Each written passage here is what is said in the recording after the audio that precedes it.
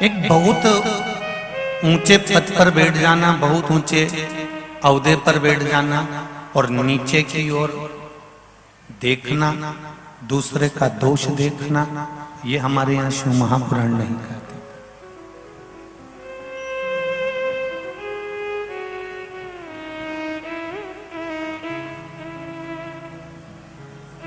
ऊपर से नीचे की ओर आते आते तो गंगा मैया भी खारी हो जाती है। जब गंगोत्री से चली तो मीठी थी,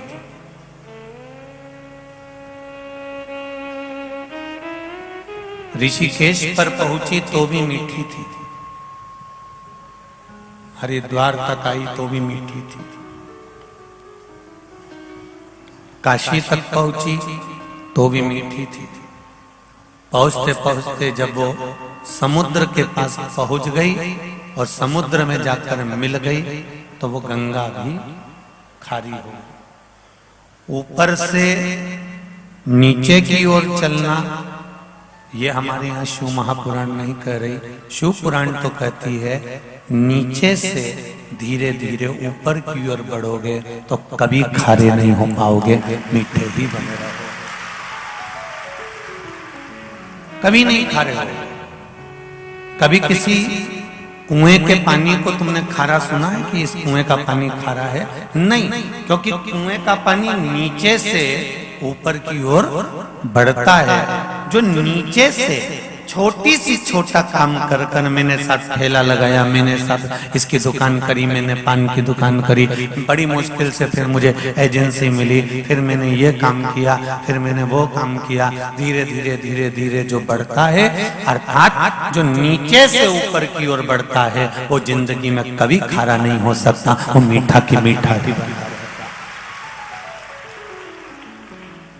खारा वो होता है जो बहुत वैभवता प्राप्त करने के बाद भी, बहुत सत्ता प्राप्त करने के बाद भी, बहुत ज्ञान प्राप्त करने के बाद भी, बहुत सारा वैभव, बहुत सारी सत्ता, बहुत सारा ज्ञान मिल गया, बहुत विद्वान हो गए, बहुत अभिमत्ता आ गई, बहुत सारी अहंकार प्राप्त हो गया और धीरे धीरे धीरे धीरे हमने छोटों की बुराइयां ढूंढना प्रारंभ किया।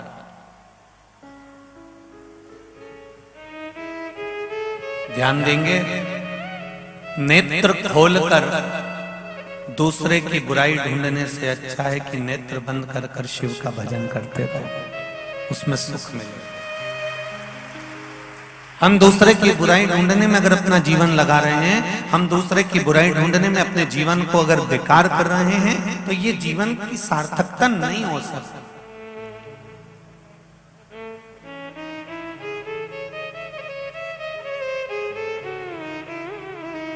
पाप बुरा है ये दुनिया जानती है, आप और हम अच्छी तरह से जानते हैं कि पाप करना बुरा होता है, पाप बुरा होता है। और शिव महापुराण की कथा कहती है पाप बुरा है ये हम सब जानते हैं, पर पाप से भी ज्यादा बुरा है पुण्य का अहंकार करना। अगर हमने थोड़ा सा पुण्य करा, थोड़ा सा सत्कर्म करा, थोड़ा सा भजन करा, थोड़ा सा मंत्र जाप करा, थोड़ा सा किसी का साथ दे दिया, थोड़ा सा दान दे दिया और उसका हमको अहंकार आ जाए। अगर पुण्य करने के बाद अगर तुम्हारे भीतर अभिमान आ रहा है, पुण्य करने के बाद तुम्हारे भीतर अहंकार समाहित हो रहा है, पुण्य करने के बाद तुम्हारे भीतर अभिमान भराते चले जा रहा है, तो वो पाप से भी बड़ा है। पाप बुरा है हम मान रहे हैं, पाप बुरा है ये आप भी जानते हो, पर उससे बुरा है पुण्य का अहंकार, पुण्य का अभिमान।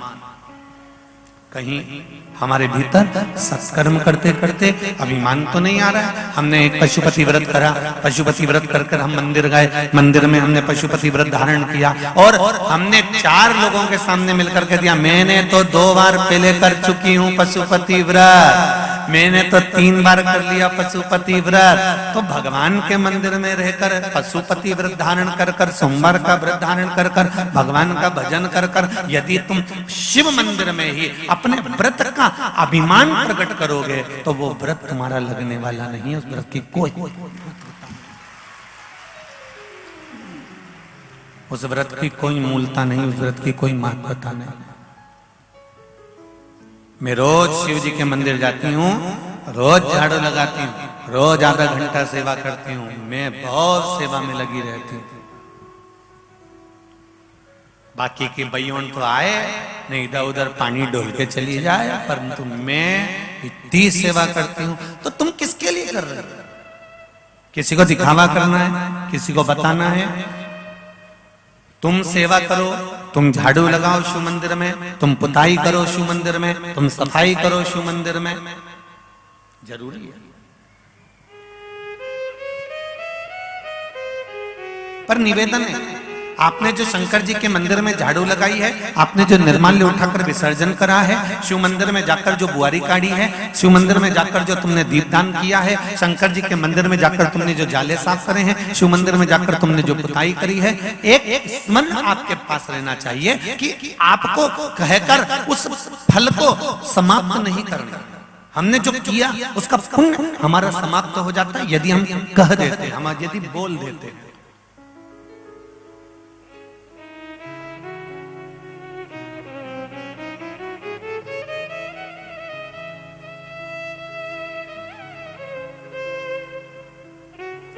एक माता, पिता और पुत्र में एक अंतर बहुत भारी होता है कि पुत्र अपनी पत्नी के आने के बाद में अपने मम्मी पापा को, अपने माता पिता को कह देता है कि मैंने अभी दिवाली पे आपको साड़ी दिलाई है, मम्मी पहन लेना, मैंने तुमको साड़ी दिलाई है। इतने में बहू आकर कहती है इन्होंने आपको वो दिलाया था, वो पहनती क्यों नहीं हो? अब बार बार बहू आकर कहे कि इन्होंने आपको वो दिलाया था, वो क्यों नहीं पहनती हो? इन्होंने आपके लिए ये करा था, ये आपको डॉक्टर के पास लेकर गए थे, ये आपको वहां लेकर गए थे। पर कभी एक बहू ने अपने पति का पक्ष लेकर कह दिया कि इन्होंने आपको वो दिलाया था, अपने मम्मी पहना क्यों नहीं? इन्होंने आपको वो करा था, आपने ऐसा करा क्यों नहीं? इन्होंने डॉक्टर को दिखाया था, आपने ये करा क्यों नहीं? एक बहू अपने पति का पक्ष लेकर आपको कह देती है। पर एक माँ ऐसी होती है कि बच्चे को अपने गर्भ में रखा, पाल पोस कर बड़ा करा और बड़ा करने के बाद उसका विवाह करा, तो माँ ने आज तक ये नहीं कहा कि मैंने अपनी रकम तोड़वाकर बहू के चढ़ावे में चढ़ाई थी, मैंने अपनी रकम तोड़वाकर बहू के चढ़ावे में चढ़ाई थी, मैंने बच्चे को अपनी गोदी में रखा, रात रात भर रोता रहा, उसको गोदी में पटक कर रखा। कभी माँ अपने मुख से अपने बच्चे के लिए कुछ नहीं, क्योंकि कर दिया तो उसके लिए बखान क्या करना। माता पिता का सबसे बड़ा कर्म ये होता है कि वो बखान नहीं करते। और आज की पीढ़ी का ये कर्म होता है, नवयुवक जो है वो तुरंत कहकर बता देते हैं कि इन्होंने आपके लिए करा था, उन्होंने आपके लिए करा था, आपके लिए ऐसा किया था। पर शिव महापुराण की कथा कहती है हमें अपना जो भगवत भजन है, अपना जो किया गया कर्म है, अपना जो किया हुआ नाम स्मरण है, उसको हमें बताना नहीं।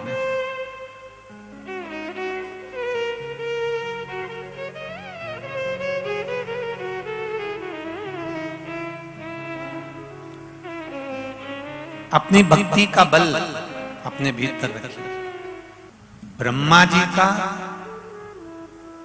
विश्वास शिव जी के प्रति जागृत नहीं हो पाया था, इसलिए भगवान शंकर ने अर्धनारीश्वर रूप का दर्शन दिया था। हरिहर शिव महापुराण भीकन गांव की एक बात, जितने आस्था चैनल पर कथा सुन रहे हैं और जितने फेसबुक यूट्यूब पर कथा सुन रहे हैं और जितने भीकन गांव की इस पावन जगह पर बैठकर नर्मदा के घाट पर कथा सुन रहे हैं, उनसे एक निवेदन है, पूजन पाठ भले तुम्हारा 10 मिनट का, 20 मिनट का, आधे घंटे का, 1 घंटे का रहे, पर निवेदन है पूजन पाठ स्मरण जाप मंत्र भले तुम्हारा 10 मिनट और 20 मिनट का रहे, पर निवेदन है विश्वास तुम्हारा 24 घंटे का होना चाहिए। पूजन पाठ भले 10 मिनट का हो, 15 मिनट का हो, 20 मिनट का हो, आधे घंटे का, 1 घंटे का, 2 घंटे का, 4 घंटे का, 6 घंटे का हो, तुम्हारा मंत्र जाप, तुम्हारा स्मरण, तुम्हारा योग साधना जो भी है वो 2 घंटा, 3 घंटा, आधा घंटा जितना भी हो, पर शिव पुराण कह रही है कि पूजन पाठ भले 10 मिनट, 20 मिनट, 25 मिनट का हो, पर विश्वास जम के बोलो जरा 24 घंटे का होना चाहिए। शरीर में कष्ट आया तुम्हारे मुख से निकलना चाहिए मेरा भोलेनाथ बैठा है, 1 लोटा पानी चढ़ाऊंगी अब भी ठीक हो जाऊंगी, मेरा विश्वास कहता है, यह विश्वास। घर में थोड़ी सी तकलीफ आई, अभी जाऊं मैं एक लोटा पानी लेके, तो रुक जा छोरा, मैं अब भी आई। एग्जाम आया तो परीक्षा की पढ़ाई की तैयारी कर, मैं अब भी आई। ने पशुपति व्रत करने के लिए ये विश्वास तुम्हारे भीतर 24 घंटा रहना चाहिए। रात्रि को सो रहे हो तो विश्वास के साथ सो रहे हो, सुबह उठ रहे हो तो विश्वास के साथ उठ रहे हो, कर्म कर रहे हो तो विश्वास के साथ कर रहे हो, जो कुछ कर रहे हो तुम्हारा विश्वास तुम्हारे साथ में 24 घंटे रहना चाहिए। 24 घंटे।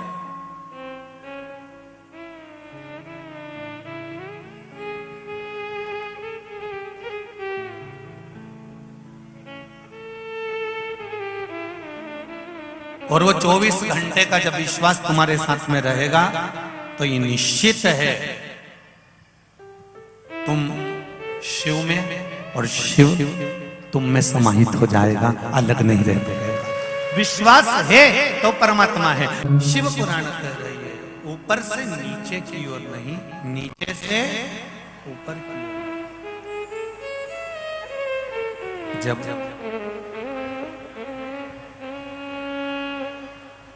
कुएं का जल नीचे से बढ़ता है ऊपर की ओर तो वो खारा नहीं होता, वो मीठा होता।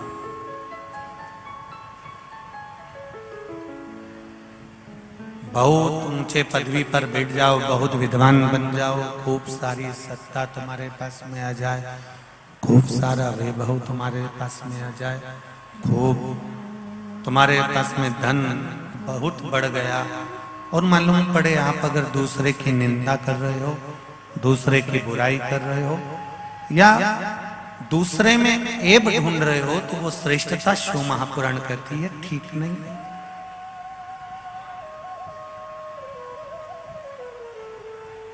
ब्रह्मा जी के मन में विश्वास जागृत नहीं।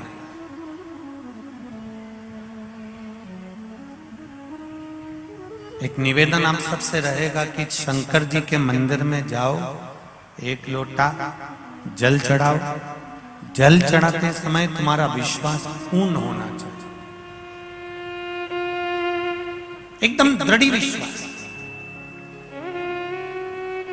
कि मैंने भगवान देवाधिदेव महादेव को एक लोटा जल चढ़ाया है तो ये मेरा विश्वास कहता है, ये मेरा भरोसा कहता है, ये मेरा विश्वास कहता है कि मेरा यह कार्य सफल होगा।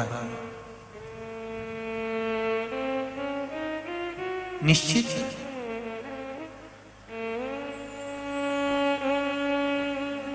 ब्रह्मा जी का विश्वास जागृत नहीं हो पाया।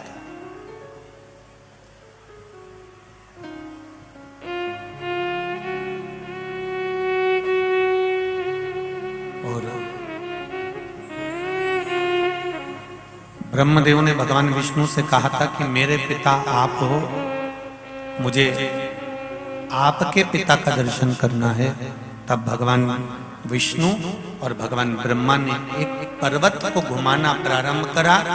उस पर्वत को घुमाया, जैसे घुमाया और उसमें से एक अग्नि का शिवलिंग, अग्नि का खम्भ प्रकट हो गया और एक शिवलिंग जैसी आकृति प्रकट। भगवान शिव ने कहा ब्रह्मदेव,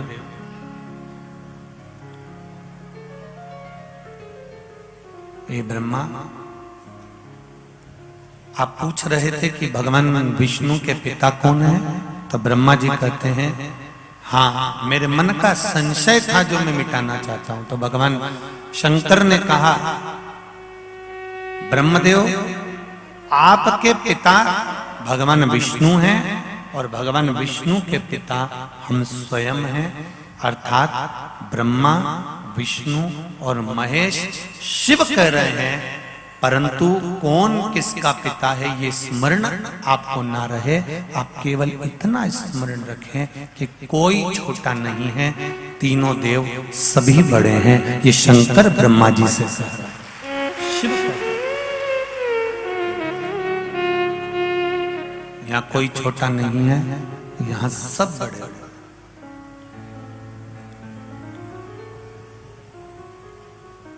भगवान शंकर के शब्द को अगर आप अपनी जिंदगी में उतार लोगे तो कभी जिंदगी में धोखा नहीं खाओगे। कौन सा शब्द? शिवजी ने ब्रह्मा जी से कहा कि ना तो कोई बड़ा है ना कोई छोटा है, सब बराबर।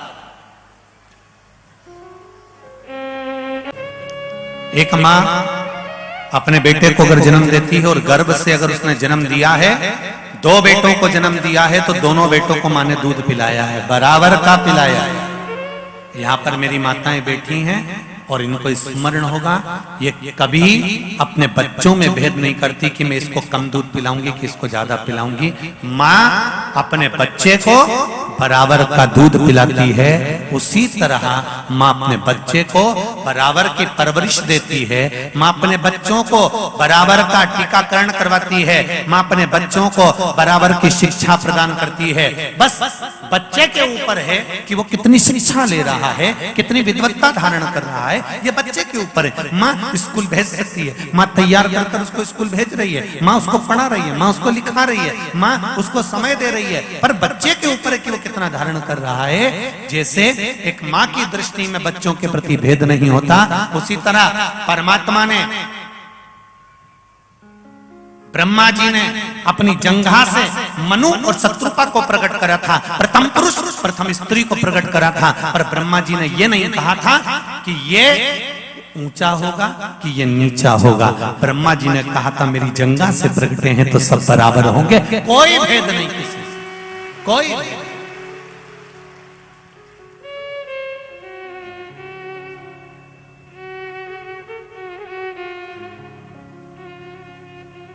माता शबरी के दरवाजे पर मेरे राम जी जब पहुंचे,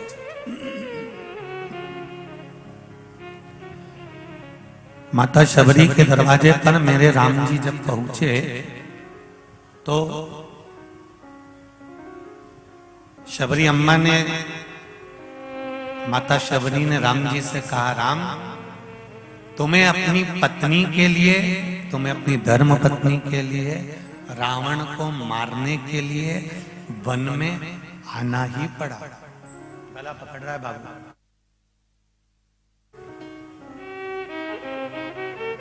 अपनी पत्नी के लिए, थोड़ा बहस कम कर दो, अपनी पत्नी के लिए रावण को मारने के लिए तुमको लंका जाने के समय वन आना ही पड़ा। राम जी कहते हैं शबरी अम्बा को, मां रावण को तो मुझे मारने की जरूरत ही नहीं पड़ती, सीता ही रावण को निपटा देती। मैं तो केवल रावण को मारने के लिए वन में नहीं आया हूं मां, मेरा आने का केवल एक कारण है कि जो तुम इतने समय से मेरा इंतजार कर रही हो, झाड़ू लगा रही हो, रंगोली डाल रही हो, मां मेरा आने का कारण रावण का वध नहीं है, मां मेरा आने का कारण तुम्हारी प्रतीक्षा है, इसलिए मैं तुम्हारे दरवाजे पर आया,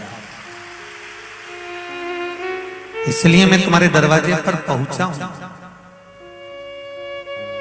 मेरा आने का कारण रावण का संहार, रावण का वध नहीं है।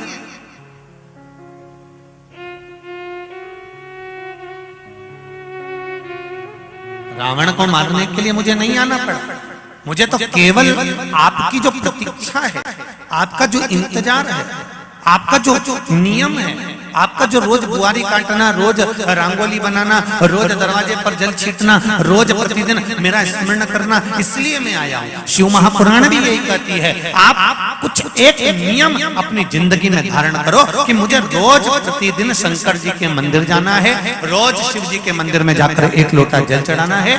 जब आपका साल, 2 साल, 3 साल, 4 साल, 5 साल नियम प्रतिदिन का यदि चलता रहा, मायके भी गई तो 1 लोटा पानी भरकर शिव जी को चढ़ाकर आई, भले मायके में थी पर लोटा भरकर शंकर जी के मंदिर पहुंच गई। कहीं पर भी रही, हॉस्पिटल में परिवार के लोग पड़े हैं तो भी 1 लोटा जल चढ़ाने के लिए मंदिर से जा रही है। तेरा नियम अगर चलता रहा तो ये निश्चित है तेरे नियम के बल पर एक दिन देवाधिदेव महादेव तेरे सामने खड़ा मिलेगा, ये निश्चित।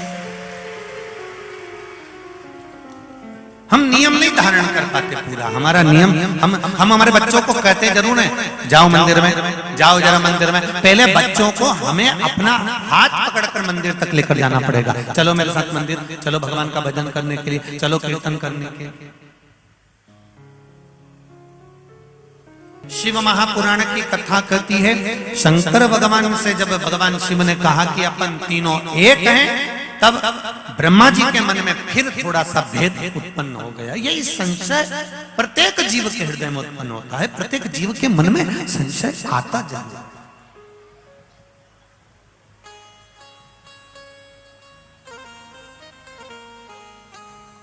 ये संशय बड़ी बुरी चीज है, हर बार आ जाता है, बहुत संशय आता है सर। किसी सेठ जी के यहाँ पर जाओ तुम दिवाली मिलने के लिए, और वो तुमको खूब गुजिया खिला दे, पपड़िया खिला दे, चकली खिला दे, मिठाई खिला दे। अब तुम सेठ जी के यहाँ हर बार मिलने गई थी, हर बार उसने कुछ नहीं खिलाया, पर इस बार खिलाया। और इस बार खिलाया इसलिए कि तुमने अच्छा नहीं सोचा, तुमने उसके लिए मां खिलाया तो तुमने ये विचार करा, ना जाने सेठ जी ने गुजिया क्यों खिलाया, पता नहीं, क्या पता इसमें क्या मिला दिया होगा, भगवान जाने, क्या पता कहीं से ज्यादा आ गए क्या, या कोई बहुत सारे पड़े हुए थे, या किसी के यहाँ से ज्यादा आ गए थे। तुमने ये सोचा, पर तुमने ये विचार नहीं करा कि हो सकता है सेठ जी ने सियोर वाला महाराज की कथा सुन ली, तो उनने सोचा थोड़ा सेवा में लग जाओ। अच्छा नहीं सोचा।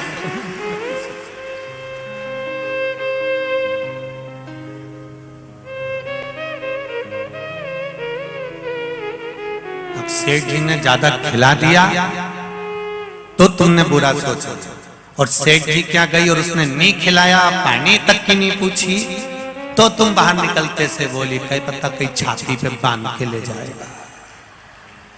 बताओ, इतना था, एक गिलास पानी की नहीं पूछी, ऐसा जीव भगवान कई करेगा, इतनी दौलत का कई करेगा।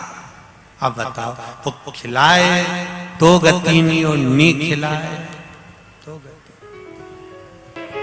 ब्रह्मा जी के मन में फिर संशय आया, और ब्रह्मा जी के मन में संशय आया कि प्रभु आप कह रहे हो कि ब्रह्मा विष्णु महेश तीनों एक हैं, मैंने भगवान विष्णु का एक स्वरूप देखा है।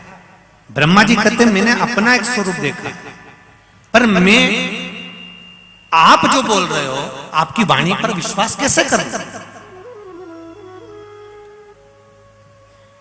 कि आप पिता हो भगवान विष्णु के, ये मैं कैसे मानूं? भगवान शंकर की आकाशवाणी हुई और शिव जी ने कहा, भगवान विष्णु से कहा आप बताओ क्या मैं आपका पिता नहीं हूं? भगवान विष्णु ने कहा मेरे पिता आप हैं, पर मुझे जगत को बताने की क्या जरूरत?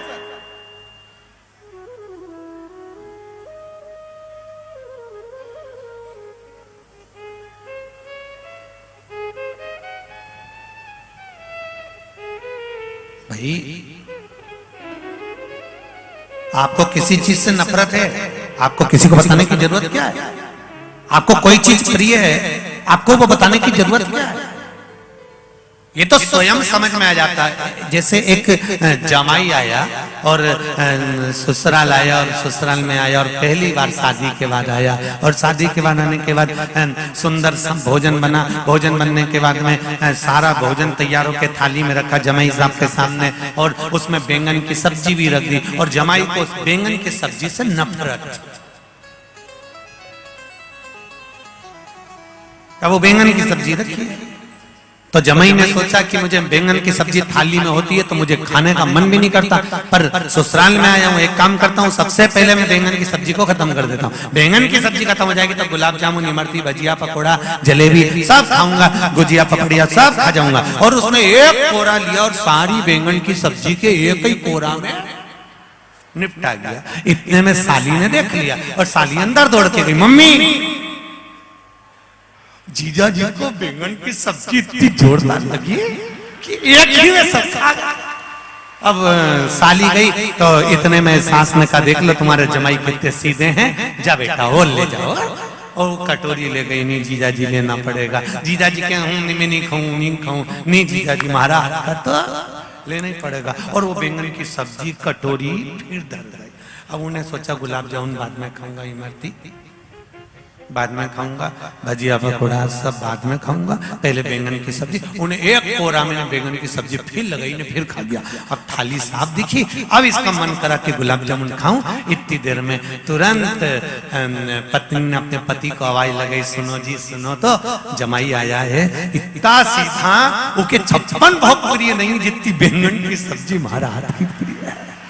ले जरा कटोरी ले जाओ तो। और ससुरा कटोरी लेके गया। ससुर जी से बोला, नहीं पापा जी, नहीं पिताजी, नहीं पिताजी, नीनी साहब एक कटोरी तो लेनी पड़ेगी। और उन्हें बैंगन की सब्जी।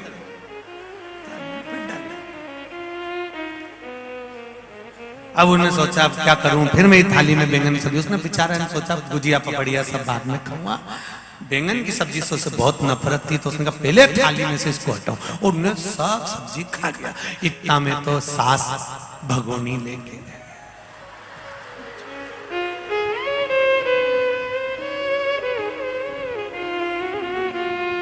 नी साहब तुम्हें तो खाना ही पड़ेगा। भगोनी भर के बैंगन की सब्जी खवा दी, गुजिया पपड़ी सब धरी की धरी।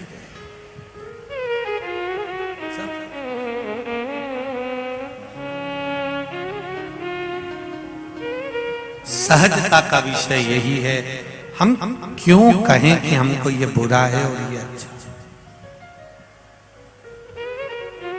सहजता का विषय। ब्रह्मा जी के मन में संशय उत्पन्न हो गया। भगवान विष्णु ने कह दिया कि तुम ब्रह्मदेव, तुम जान नहीं सकते ये मेरे पिता हैं। अगर तुम्हारे पिता हैं तो इनके चरण और इनका सिर कहां है? मैं शीश ढूंढने के लिए जाता हूं, आप चरण ढूंढने के लिए जाओ। भगवान ब्रह्मा आकाश मार्ग की ओर बढ़ते चले गए और भगवान विष्णु तलातल पताल की ओर बढ़ते चले गए। भगवान विष्णु को मालूम था चरण नहीं मिलेंगे मेरे ओघड़दानी के, मेरे शंकर भगवान के, मेरे शिव के चरण ढूंढना मुश्किल है, बहुत मुश्किल।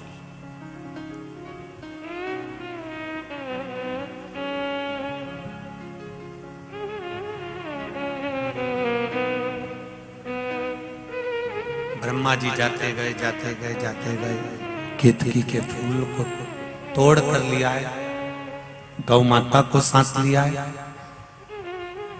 दोनों ने पूछा हमें करना क्या है, तो कहा कि नीचे चलकर मेरे ओर से बोल कि मुझे भगवान शिव का शीश मिल गया। झूठ बोलने से हमारा क्या फायदा होगा? तो कहा गौ माता सबसे पहली रोटी तुमको मिलेगी और केतकी के फूल तुम्हें सुगंध दी जाएगी और सारे देवताओं पर तुम चढ़ोगे, ये तुम्हें वर दिया जाएगा। दोनों को लेकर आ गए। एक रोटी के लिए गौ माता ने झूठ बोल दिया। एक रोटी के लिए गौ माता झूठ बोल देती है। बस यही हमारा जीवन है।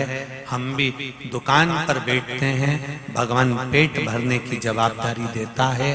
तुम 1 रुपया का 1.25 रुपया करो, मना नहीं है, पर 1 रुपया का 1.5 रुपया करते हो तो भगवान भी देख लेता है कि कितना तुम मिलाओगे और कितना क्या करोगे। ये परमात्मा को करो सब, ऐसा नहीं है कि सवाया नहीं करोगे। पेट भरने की जवाबदारी उसकी तो देता है, ये जवाबदारी उसकी है। अपने कर्म के प्रति तुम जिस दिन जागृत हो जाओगे,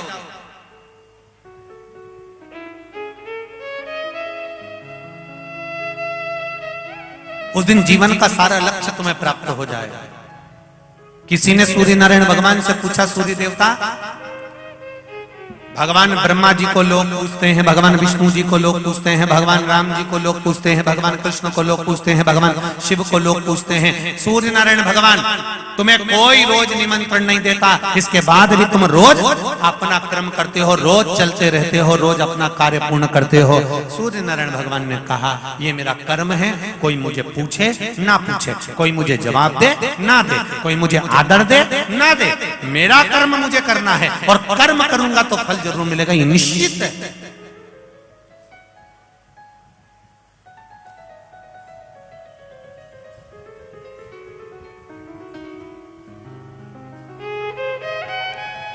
करूंगा तो उसका फल जरूर मिलेगा। आप कर्म तो करो। सूर्य नारायण भगवान को देखकर हमें सीखना चाहिए।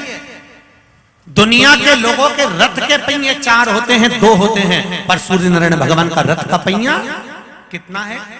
1। दुनिया के रथ के पहिए 4 होंगे, 2 होंगे, 6 होंगे, 8 होगा, पर सूर्य नारायण भगवान का रथ का पहिया 1 है।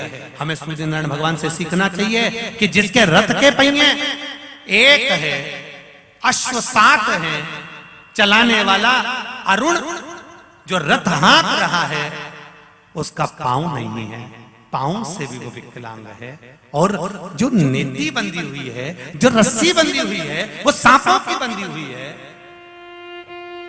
और पूरी रोड, पूरा मार्ग उबड़ खावड़ है।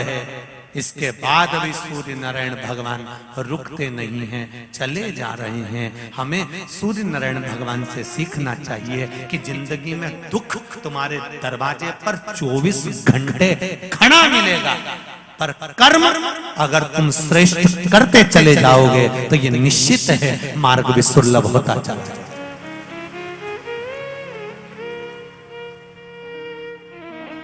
बहुत सारे लोग मिलेंगे तुमको दुनिया में, कोई कहेगा हमारे पास आके बैठ जाओ, हम ऐसा कर देंगे, ऐसी विद्या कर देंगे कि तुम्हारा दुख मिट जाएगा, हम तुमको गड़ा हुआ हंडा निकाल देंगे, हम तुमको धनपति बना देंगे, हम तुमको करोड़पति बना देंगे, हम तुम्हारा रोग हरण कर लेंगे, हम तुम्हारा ये कर लेंगे। शिव महापुराण की कथा कभी नहीं कहती कि मैं कुछ करूंगा। शिव महापुराण की कथा यह कहती है अगर कर्म तुम्हारा है, बेकार कर्म पूर्व में तुमने करा, जो कर्म करा उसका भोग तुम भोग रहे हो, तो दूसरा तुम्हारे दुख को नहीं मिटा सकता। सियोर वाला महाराज भी तुम्हारे दुख नहीं काट सकता, न दुनिया में कोई महाराज तुम्हारा दुख काटेगा। अगर तुम्हारा दुख काटेगा तो वो स्वयं तुम्हारा किया गया कर्म, 1 लोटा जल अपने द्वारा जब समर्पित करोगे, स्वयं कर्म करोगे, स्वयं काम करोगे, कर्म करते करते स्वयं भगवान का भजन करोगे, स्मरण करोगे, मंत्र जाप करोगे, नाम जाप करोगे, तो धीरे धीरे धीरे धीरे तुम्हारी लेखनी में जो दुख लिखा है वो धीरे धीरे कटना प्रारंभ हो जाएगा। जो कहते हैं हमारे पास आओ हम तुम्हारा दुख काट देंगे, समझ लेना 4 दिन की चांदनी फिर अंधेरी।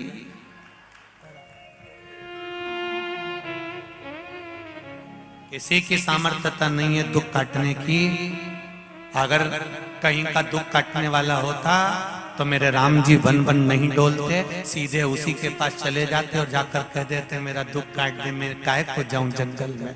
भगवान कृष्ण कह देते मुझे अपनी मथुरा छोड़कर भागना पड़ रहा है, वृंदावन छोड़कर जाना पड़ रहा है, मुझे मथुरा का राज्य छोड़कर द्वारका जाना पड़ रहा है, मुझे युद्ध लड़ना पड़ रहा है, मुझे बार बार आक्रमण करना पड़ रहा है, मुझे बार बार सामने लाकर खड़ा करना पड़ रहा है, मेरे सम्मुख में ये बार बार हो रहा है। कहीं का ऐसा मिल जाता और भगवान कृष्ण कह देते मेरा दुख काट दो, तो भगवान कृष्ण किसी के पास नहीं गए। भगवान कृष्ण ने गीता में कह दिया कर्म प्रधान है, कर्म करते जाना, दुख कटते चला जाएगा। आप कर्म के साथ में भजन करिए, स्मरण करिए। तुलसीदास जी ने लिखा कलयुग केवल नाम आधारा। आप नाम जपते जाइए, भजन करते जाइए, स्मरण करते जाइए, आपका दुख कटते चले जाएगा, आपका किया गया कर्म अपने आप कटता चले जाएगा।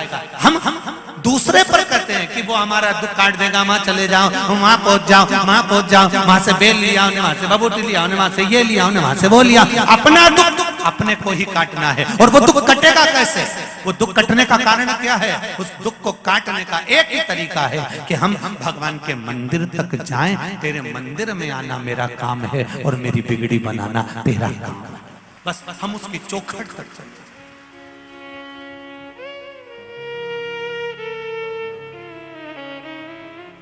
मत भटको संसार में, इधर उधर मत भटको।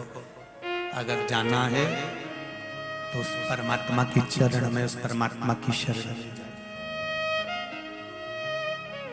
काटेगा क्या? हम बहुत भटकते हैं, दिन रात हमारा यही कर्म है। कोई कह दे वहां पर ऐसा है, वहां चल चलो, वहां से दुख नहीं। अपना कर्म अपने को करना, भजन अपना कर्म। आप सबके साथ में श्री शिवाय नमस्तुभ्यम का जाप करते हैं। आपके साथ बैठकर करते। कारण क्या है?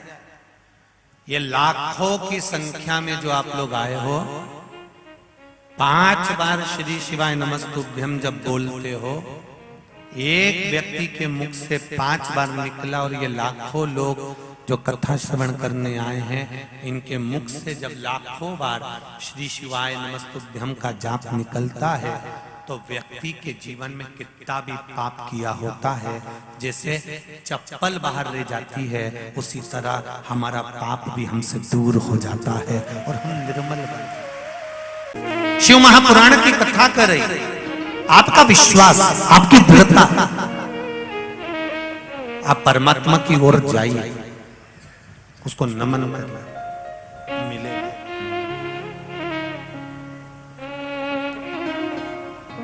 ब्रह्मा जी कह रहे हैं, महाराज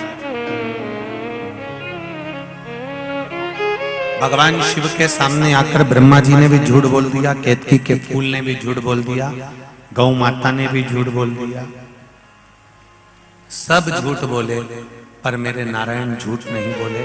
मेरे नारायण ने सत्य कहा कि मुझे भगवान शिव के चरण नहीं मिले, तो भगवान शंकर ने कह दिया कि हे नारायण, आपने सत्य कहा है, इसलिए आपका नाम सत्य नारायण होगा। पूरी सृष्टि में आपकी पूजन होगी और लोग आपकी पूजन कर कर फल प्राप्त करेंगे। आपकी पूजन कर कर फल प्राप्त करेंगे। सत्यनारायण भगवान का जय जयकार हुआ। बोल सत्यनारायण भगवान की। भगवान सत्यनारायण के रूप में पूजाए, क्योंकि उन्होंने सत्य बोल दिया।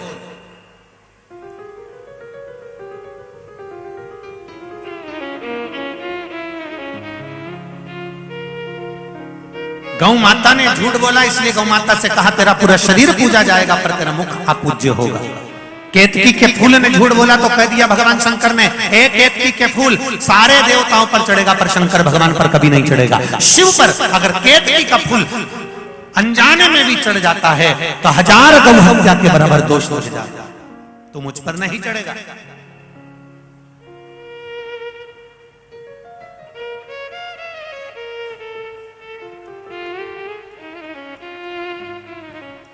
ब्रह्मा जी ने झूठ बोला तो उनका सिर कटा, कटा हुआ सिर बट का पेड़ बना।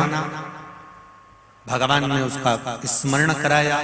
शिव जी का नाम बटकेश्वर महादेव।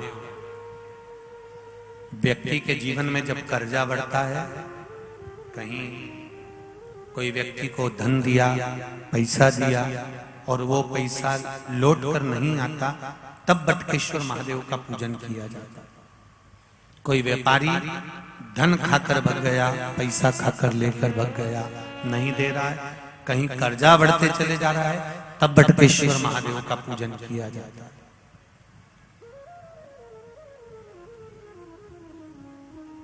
भगवान शिव का बड़ के पेड़ के नीचे पूजन, बटकेश्वर महादेव का स्मरण। हम तो आपसे भी कहेंगे, अगर आपको कभी ऐसा लगता है कि हमारा धन नहीं आ रहा है या पैसा अटक गया है, तो बड़ के पेड़ के नीचे अगर कोई शिव जी का मंदिर हो, या बट वृक्ष के नीचे शिव मंदिर ना भी हो, बड़ का पेड़ भी अगर कहीं हो, तो 1 लोटा जल बटकेश्वर महादेव के नाम से आप चढ़ाना प्रारंभ करो और बाबा से निवेदन करो। शिव कृपा अवश्य होगी और वो धन अपना वापिस अवश्य प्राप्त होगा। बटकेश्वर महादेव लक्ष्मी को वापिस लेकर आते हैं, ये बटकेश्वर महादेव का नियम। ये बटकेश्वर महादेव का नियम है कि वो धन संपदा को वापिस खींच कर लेकर आते हैं। कर्म करो, फल उस परमात्मा पर छोड़ो। जैसे ब्रह्मा जी ने फिर निवेदन करा, अब मुझसे गलती तो हो गई मुझसे गलती। आप बताओ कि सृष्टि का निर्माण कैसे करना है। भगवान शंकर ने अर्धनारेश्वर अर्धनागेश्वर रूप का दर्शन दिया, और आधा शिव आधा पार्वती का स्वरूप का दर्शन भगवान शंकर ने ब्रह्म जी को करा।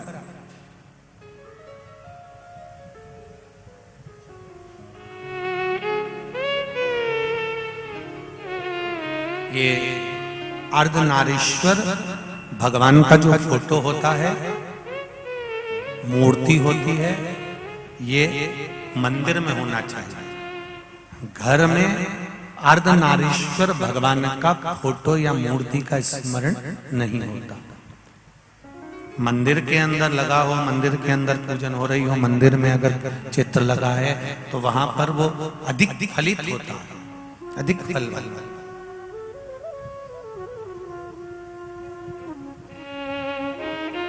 अर्धनारीश्वर भगवान का दर्शन दिया। ब्रह्मा जी ने दर्शन कर तब सृष्टि का निर्माण करना प्रारंभ करा। जंघा से मनु शत्रुपा को उत्पन्न कर उनकी सृष्टि का विस्तार किया। पर ब्रह्मा जी के मन में विश्वास अभी भी जागृत नहीं, अभी भी विश्वास रह गए। जैसे एक बार देवाधिदेव महादेव माता पार्वती के साथ भ्रमण करने के लिए जा रहे हैं और घूमते घूमते घूमते घूमते विंध्याचल पर्वत पर भगवान शिव पहुंच गए। माता पार्वती उनके साथ में घूम रही हैं, भ्रमण के लिए निकली हुई हैं। तभी उसी समय पर माता पार्वती कुछ देर के लिए विंध्याचल पर्वत पर रुक गई। पार्वती जी रुकी, शिव जी ने कहा पार्वती चलो। पार्वती जी चलती थी। मुझे कुछ देर यहाँ पर बैठना है, मुझे कुछ देर यहाँ पर रुकना है। क्यों? बस मैं बैठना चाहता हूं।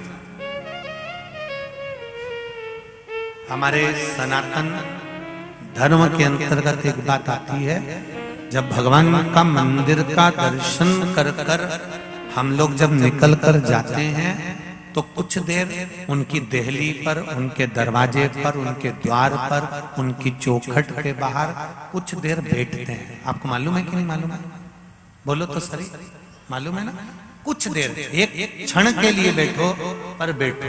कारण क्या होता है? क्या कारण हो जाता है कि जब हम भगवान के द्वार पर बैठते हैं और द्वार पर बैठकर हम भगवान का गुणगान करते हैं और भगवान की जब हम बड़ाई करते हैं कि मैंने शंकर भगवान का भजन किया, मेरे शिव जी ने मुझ पर बड़ी कृपा करी, मैंने राम जी का भजन करा, राम जी ने मुझ पर बड़ी कृपा करी, मैंने कृष्ण भगवान का भजन करा, भगवान कृष्ण ने मेरे ऊपर बड़ी कृपा करी। तो ये हम द्वार पर बैठकर जब बोलते हैं तो भगवान के जो द्वारपाल हैं अपने कानों से श्रवण करते हैं और सुनने के बाद में जब हम दरवाजा छोड़कर अपने घर के लिए जाते हैं तो भगवान शिव हो, चाहे राम हो, चाहे कृष्ण हो, जिस द्वार पर हम बैठे हैं वो देवता स्वयं अपने द्वारपालों से कहते हैं कि इसने मेरा गुणगान करा है, इसलिए इसके घर पर संपदा की कमी ना आए, तुम जाकर इसके यहाँ संपदा भर कर आई है। ये द्वार पर बैठने का फल है, ये द्वार पर बैठने का फल है।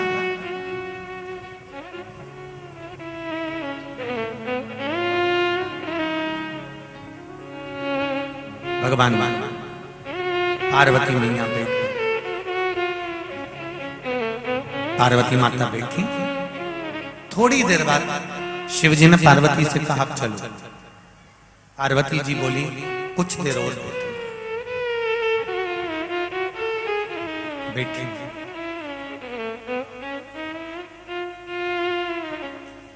तभी एक छोटी सी साधारण सी इल्ली पार्वती जी के चरणारविंद के पास में आकर बैठ गई। जरा ध्यान देना, हरिहर शिव महापुराण की कथा है। ये कथा बार बार नहीं मिलेगी। जितने लोग आस्था पर सुन रहे हो, चाहे जितने लोग फेसबुक यूट्यूब पर सुन रहे हो, चाहे जितने लोग इस पावन प्रागण्य में सुन रहे हो,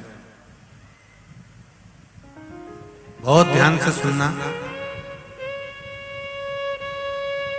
ये जीवन को सुख देने वाली कथा है। ये नागेश्वर महिला मंडल को जो मिली है, ये कहीं नागेश्वर भगवान की कृपा से ही मिली है, इसलिए कह रहे हैं कि इसको बड़े ध्यान से सुनो। छोटी सी इल्ली पार्वती जी के नजदीक में आकर बैठ गई।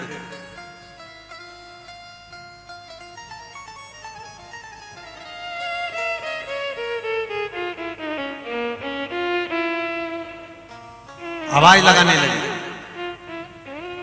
माँ कृपा कर, माता कृपा कर।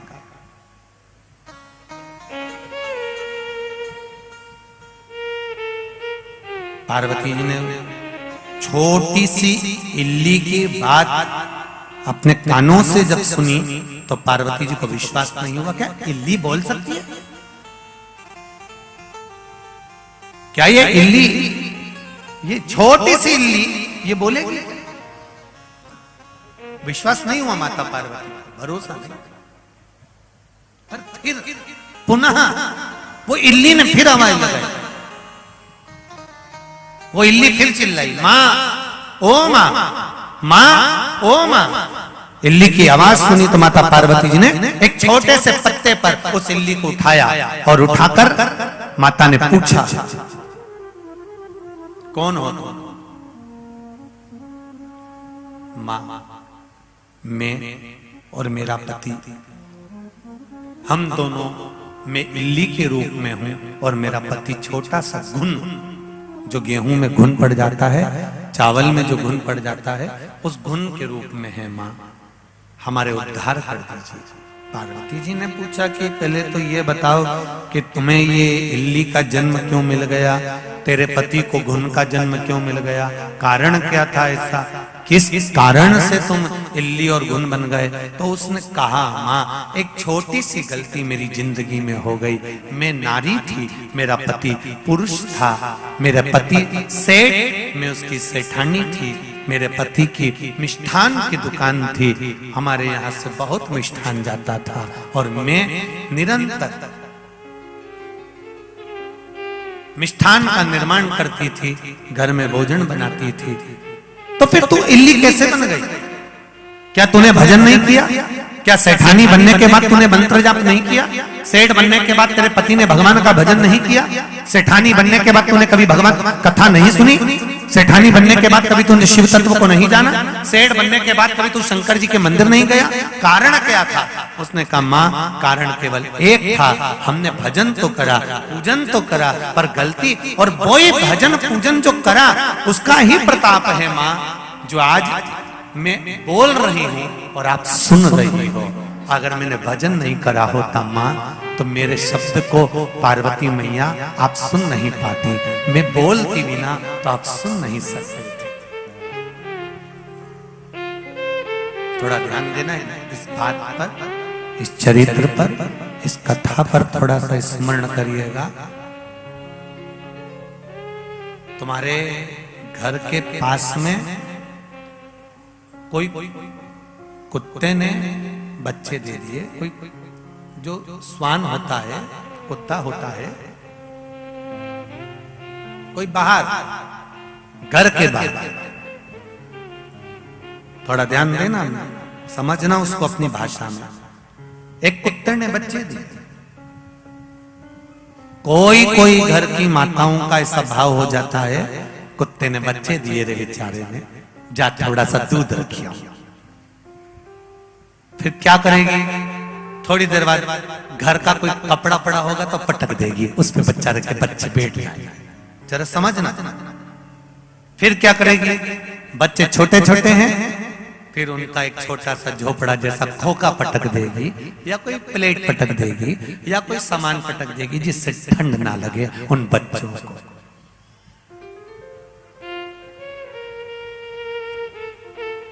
कुत्ते ने तुम्हारे पास आकर बोला कि मुझे ठंड लग रही है, जम के बोलो जरा। नहीं। कुत्ते ने ये तुम्हारे पास आकर बोला कि मेरे बच्चों की सेफ्टी करो, बोलो। नहीं। कुत्ते ने ये आकर बोला कि मुझे इस चीज की जरूरत है, नहीं। पर कुत्ता बोला नहीं है, पर तुम्हारे दरवाजे पर आकर उसने अपने हृदय की वाणी से तुम्हें पुकारा, तो तुम्हें घर में रहते रहते हलचल उत्पन्न हुई। सारे घर के लोग चिल्ला रहे हैं, क्यों उस गंदे कुत्ते के पीछे पड़ी है? पागल हो गई है क्या? चल अंदर चल। क्यों दूध देने जा रही है? क्यों सामान देने जा रही है? उसके बाद भी तुम्हारे मन में हलचल उत्पन्न हो रही है, तुम्हारे मन में हलचल हो रही है कि इस कुत्ते के बच्चे को मैं सामान देकर आ जाऊं, इस कुत्ते को मैं सामग्री देकर आ जाऊं। वो कुत्ता नहीं बोल रहा, पर भीतर की जो आवाज थी वो तुम्हारे कानों तक पहुंच गई और तुमने उसकी सेवा करना चाहा, तुमने सेवा करी। कारण बहुत सारे कुत्ते हैं, बहुत सारे श्वान हैं, फिर रहे हैं, पर आप उनकी सेवा नहीं कर रहे हो। पर एक श्वान, एक कुत्ता तुम्हारे दरवाजे पर आकर बैठ गया, तुमने उसको रोटी देना चालू कर दी, उसके हृदय की पुकार। कारण क्या था? शिव महापुराण की कथा कहती है, जो श्वान, जो कुत्ता पूर्व समय में भी भगवान का भजन कर कर अपने प्राणों को त्याग देता है, उसकी वाणी कुछ ऐसी होती है कि सामने वाला दिल से पहचान जाता है, हृदय से जान जाता है कि इसको किस चीज की जरूरत है। और सरल भाषा में समझो, इतनी सारी भीकन गांव में गाय हैं, रोड पे भी घूमती रहती है।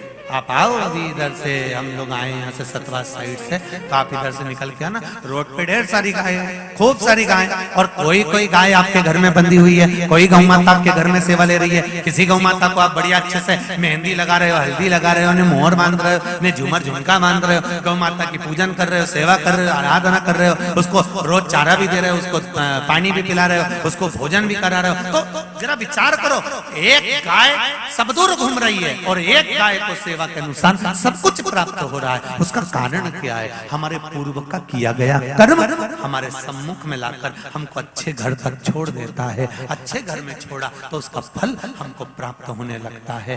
देखो, भगवान को एक बात का धन्यवाद रोज दिया करो कि तूने मुझे ये पूरा शरीर अच्छा दिया, पूरा डिपार्टमेंट अच्छा दिया, आंखें भी दो दी, हाथ भी दो दिया, बोलने के लिए जिह्वा भी पूरी दी, सुनने के लिए कान भी पूरा दिया, पांव भी चलने के लिए दिया। अच्छा हुआ, तुम्हें धन्यवाद है। अच्छा घर दिया, भीकन गांव में मुझे निवास दिया, अच्छा परिवार, अच्छी पत्नी, अच्छा पति, अच्छा पुत्र दिया, ये तेरी कृपा।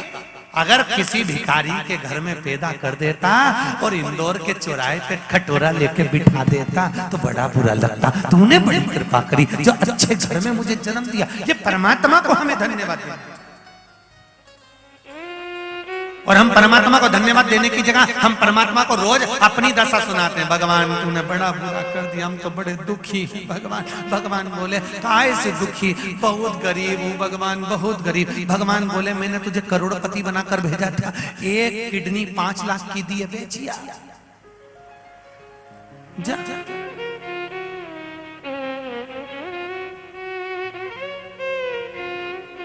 मैंने तुझे करोड़पति बनाकर भेजा, एक नेत्र लाख लाख रुपए के दिए, श्रवण शक्ति लाखों की दी, घुटना लाखों का दिया। जब जरा सा घुटना बेकार हो जाता है, हॉस्पिटल जाओ, इसको बदल कर आओ, लाखों रुपए का बिल बना कर दे देते हैं। भगवान ने फ्री।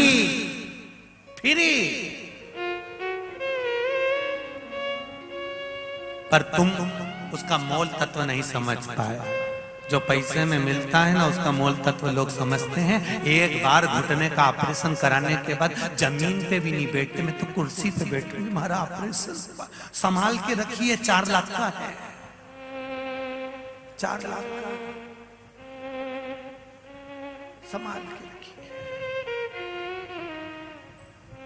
भगवान ने मशीन दी, लगाया शरीर, खूब ऑक्सीजन। फिर बाद में मालूम पड़ा थोड़ा सा अटैक आ गया, हार्ट अटैक आ गया, मशीन लगा ली, अब बाहर से नहीं बने। लगाई 2 लाख की, 1.5 लाख की, अब धीरे धीरे चलेगी, धीरे धीरे। कितना दिया?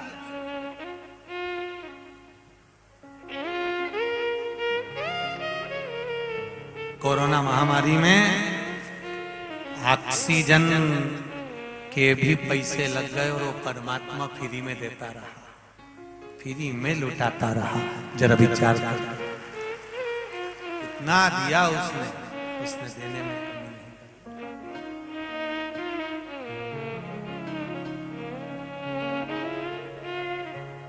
नहीं, वो देने में कमी नहीं करता, खूब देता। इसीलिए तो उसको कहते हैं शिव कथा कर रहे हैं। इल्ली ने पुकारा, माता ने सुना, पूछा कारण क्या है? कहा पूर्व समय में मैं सेठानी थी, मेरा पति जो गुण के रूप में है वो सेठ था, बस एक गलती हमसे हो गई। क्या?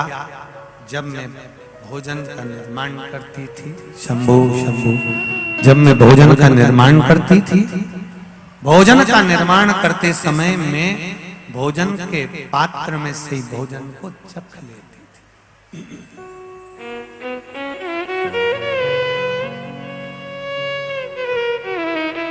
एक बहुत ध्यान देने वाली बात है।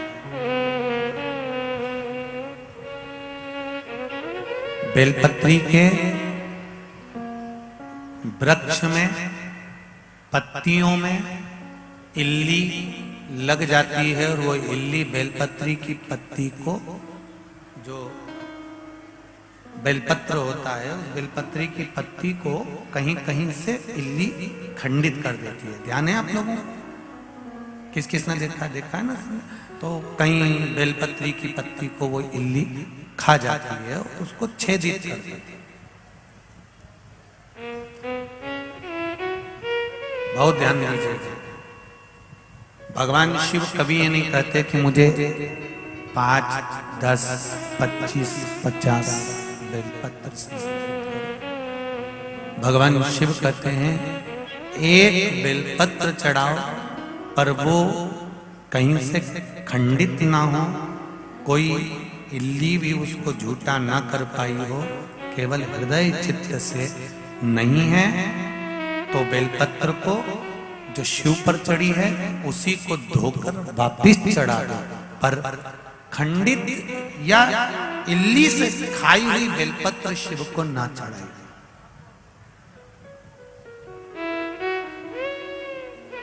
इल्ली का जन्म किसको मिलता है? गरुड़ पुराण में जो लिखा है वही शिव पुराण में लिखा है। शंभु जो गरुड़ पुराण में कहा वही शिव महापुराण में कहा गया है।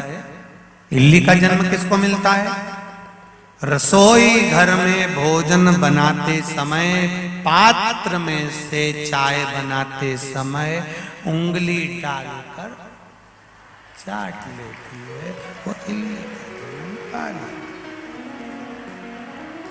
वैसे तो भीकन गांव की कोई ने नहीं चाटी होगी।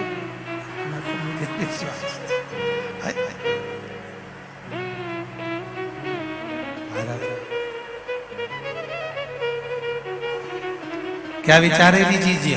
हरिओ भीकन गांव वाले।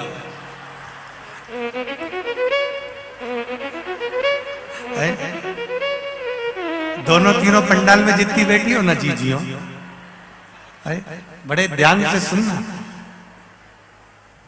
चाय अगर चखना भी होती है ना तो अलग पात्र में कटोरी में ली जाती है, उसको चख लेते हैं, कटोरी को रख देते हैं, हाथ धो लेते हैं, फिर भोजन। पर उसी पात्र में अगर मुख में लगाकर ले लिया जाता है तो अगला जन्म हरिओ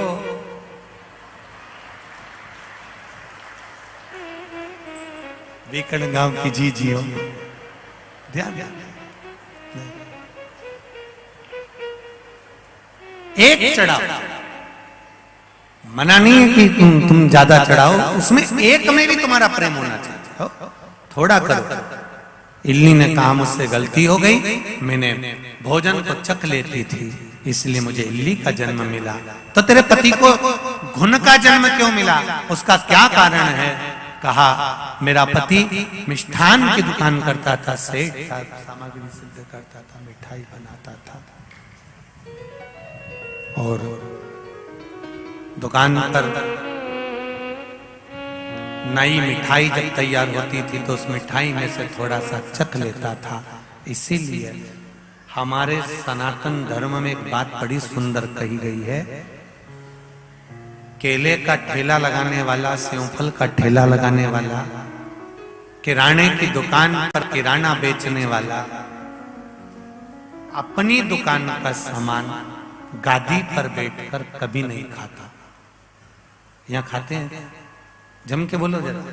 नहीं। जिस गादी पर बैठकर व्यापार करता है, किराने की दुकान है, बादाम काजू किशमिश सब रखा हुआ है, गादी पे से उठ जा, फिर दूसरी जगह बैठकर खा ले, चल जाएगा। और गादी पर अगर बैठकर खा लिया तो व्यापार 1-2 दिन अच्छा चलता है, फिर डाउन होता है, फिर चलेगा, फिर डाउन होगा, फिर चलेगा, फिर डाउन होगा। समझ लेना कि तुम्हारा व्यापार ऊंचा नीचा क्यों हो रहा है, तुमने अपनी गादी पर बैठकर अपनी ही दुकान का कोई सामान अवश्य खाया है, इसलिए व्यापार ऊंचा नीचा होता है। व्यापार एक जैसा क्यों नहीं चलता, उसमें हमारी गलती। फिर हम क्या करते हैं, दूसरे महाराज जी से जाकर पूछते हैं तो महाराज जी कहेंगे किसी ने तुम्हारे ऊपर विद्या कर दी, कोई ने दुकान बांध दी, फिर कोई कहेगा कि ऐसा कर दिया। उसमें हम अपनी गलती नहीं देख रहे कि हमने अपनी गादी पर बैठकर अपनी दुकान का सामान बैठकर गादी पर बैठकर खा लिया, इसलिए व्यापार थोड़े दिन चलकर फिर डाउन हो जाता है। थोड़े दिन चलेगा फिर डाउन हो जाएगा, फिर चलेगा फिर डाउन होगा। उसका कारण केवल इतना सा है, उसको सुधारने के लिए भी शिव महापुराण में वर्णन आता है, उसके सुधारने का भी भाव वर्णन किया गया।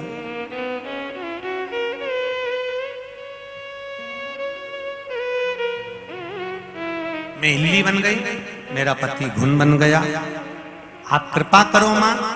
माता ने पूछा क्या चाहती हो?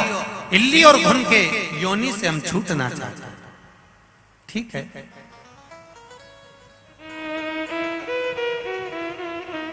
कार्तिक का महीना जब आए, उस कार्तिक के महीने में बैकुंठ चतुर्दशी का दिन, तुम पूरा कार्तिक का स्नान भले करो ना करो, पर बैकुंठ चतुर्दशी का स्नान दोनों इल्ली और घुन किसी नदी तालाब सरोवर में जाकर स्नान कर लेना, तुम उस योनि से मुक्त हो जाओगे। इल्ली ने जाकर अपने पति से कहा, स्वामी मैं आपसे हाथ जोड़कर निवेदन करती हूँ, मेरे साथ स्नान करने चलो।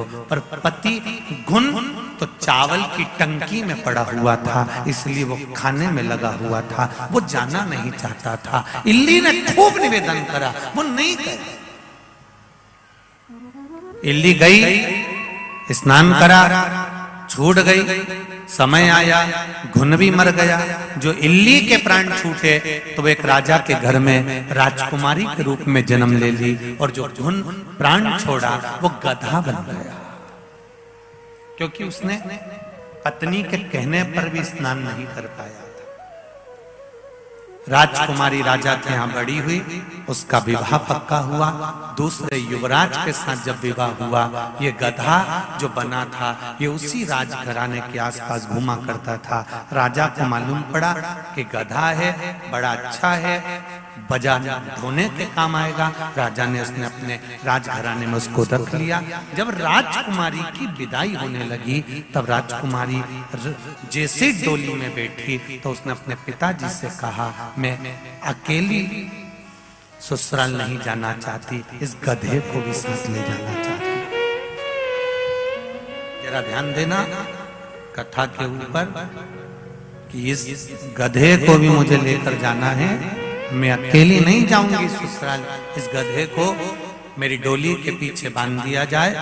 पिताजी ने समझाया, बेटा क्या गधे को लेकर जाना, हाथी ले जा, घोड़ा ले जा, सोना चांदी हीरा पन्ना अंबारिया लेकर जा, क्यों ये गधे को लेकर जा रही है? नहीं पिताजी, मैं इस गधे को ले जाना चाहता हूं।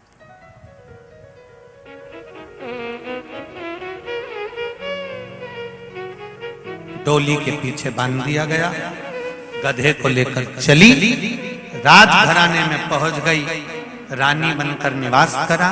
एक दिन राजा शाम के समय पर टहल रहा था और ये रानी गधे से बात कर रही थी।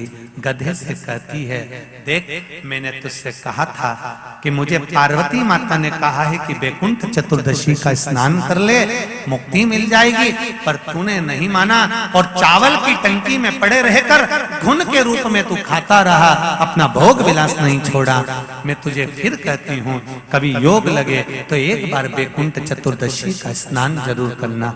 गधे को समझा रही थी। राजा ने आवाज सुन ली अपनी पत्नी की। राजा नीचे आ गया, पत्नी से पूछा, तुम गधे से क्या बात कर रही थी? ये गधा क्या तुम्हारी भाषा को समझता है?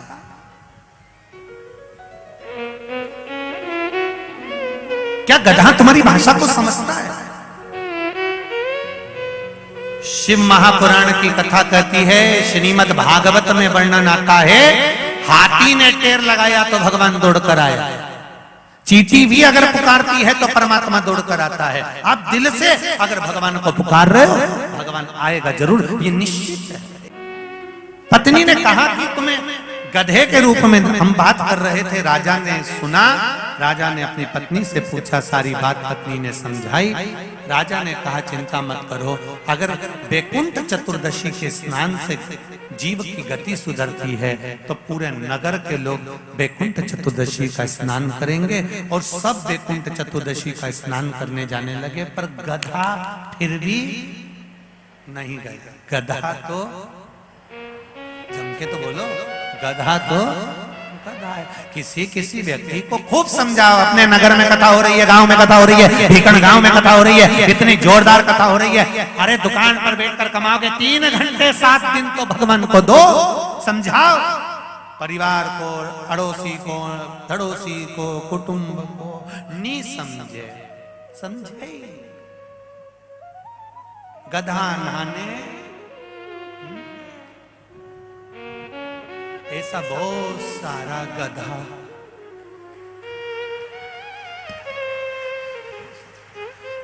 नहीं गया। और गंगा नहाने नहीं गया, नदी नहाने वैकुंठ चतुर्दशी के दिन नहीं गया। फिर क्या करा?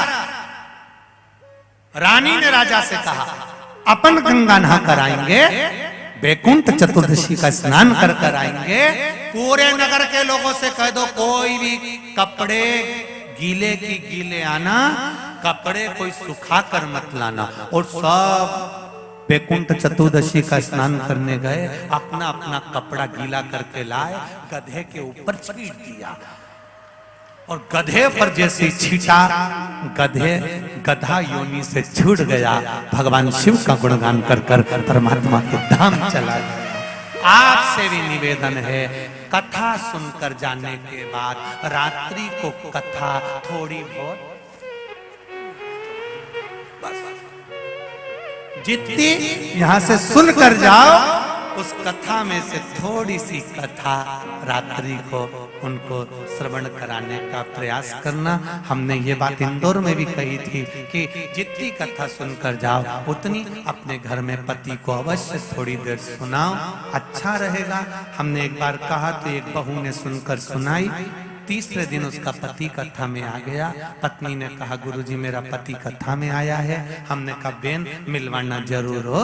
उसका पति आया, हमने बेलपत्री दी, हमने पूछा क्यों रे भाई, तो 3 दिन कथा में क्यों नहीं आया, आज कथा में कैसे आया? उसने कहा गुरुजी रात को 9 से 12 सुनने से अच्छा है दिन में 2 से 5 सुन। पूरी रात बैठ के कथा सुनाती है, इसलिए मैं कथा दिन में सुनने आ गया। आपसे भी निवेदन है, थोड़ा सा शिव महापुराण को आप भी थोड़ा सा झटक कर दे सकते हो, जगत कल्याण के लिए, विश्व कल्याण के लिए। भगवान आनंद के साथ अर्धनारीश्वर भगवान पधार रहे हैं, जोरदार ताली बजाकर स्वागत करें श्री अर्धनारीश्वर भगवान का। हरिहर शिव महापुराण की कथा जो चल रही है, कल के प्रसंग में आगे बढ़ेंगे बड़े आनंद के साथ। सभी को हर हर महादेव।